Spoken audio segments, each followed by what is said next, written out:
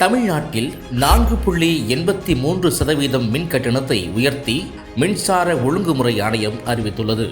வீட்டு பயன்பாடு, கைத்தறி மற்றும் கிராம பஞ்சாயத்துகளில் உள்ள குடிசைகள், அடுக்குமாடி குடியிருப்புகள், வழிபாட்டு தலங்கள், சிறு குறு தொழில் நிறுவனங்கள், தொழிற்சாலைகள், ஐடி நிறுவனங்களுக்கான மின் கட்டணம் உயர்த்தப்பட்டிருக்கிறது.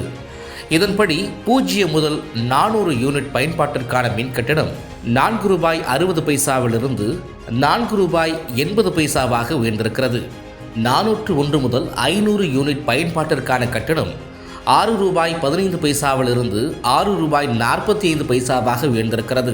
501 முதல் 600 யூனிட் பயன்பாட்டிற்கான கட்டணம் ₹8.15 ₹8.55 உயர்ந்திருக்கிறது.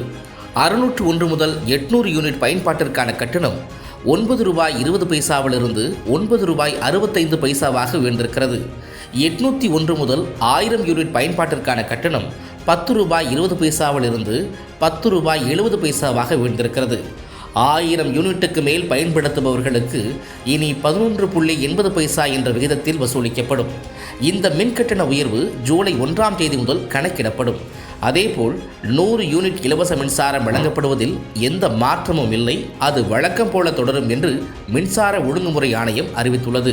இந்த மின்கட்டண உயர்வுக்கான காரணங்கள் குறித்து தமிழ்நாடு அரசின் சார்பில் வெளியிடப்பட்டுள்ள செய்திக்குறிப்பில் 2011-12ஆம் ஆண்டில் 18,954 கோடி ரூபாயாக இருந்த தமிழ்நாடு மின் உற்பத்தி மற்றும் பகிர்மான கழகத்தின் நிதி இழப்பு 10 ஆண்டுகளில் 94,312 கோடி ரூபாய் மேலும் அதிகரித்து 2021ஆம் ஆண்டு மார்ச் 31ஆம் தேதி வரை 1,13,266 கோடி ரூபாயாக உயர்ந்திருக்கிறது. நிதி இழப்பை அரசே முழுமையாக ஏற்றுக்கொள்ளும் என்ற தற்போதைய தமிழக அரசின் உறுதிப்பாட்டைப் போல முந்தைய காலத்தில் உறுதிப்பாடு வழங்கப்படாததால் தமிழ்நாடு மின் உற்பத்தி மற்றும் பகிர்மான கழகம் நிதி நிறுவனங்கள் மற்றும் வங்கிகளில் கடன் வாங்கும் நிலைக்கு தள்ளப்பட்டது.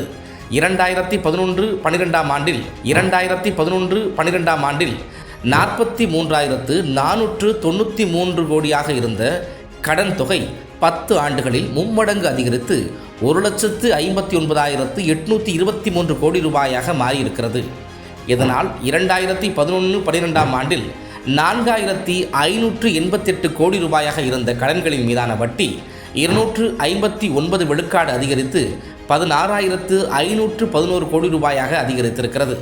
இவ்வாறு அதிகரித்து வரும் நிதி இழப்பை ஈடுகட்ட நுகர்வோருக்கு பெரும் பாதிப்பு ஏற்படாத வகையில் ஆண்டுதோறும் சிறிய அளவில் மின் கட்டணம் அதிகரிக்கப்பட்டு வருகிறது.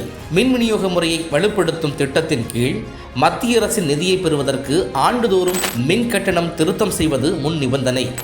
தற்போதைய அரசு தமிழ்நாடு மின்சார ஒழுங்குமுறை ஆணையத்தின் விதிகளின்படி ஏற்ற வேண்டிய கட்டணத்தை விட குறைவாகவே கடந்த காலங்களில் மின் கட்டணத்தை உயர்த்தியிருக்கிறது.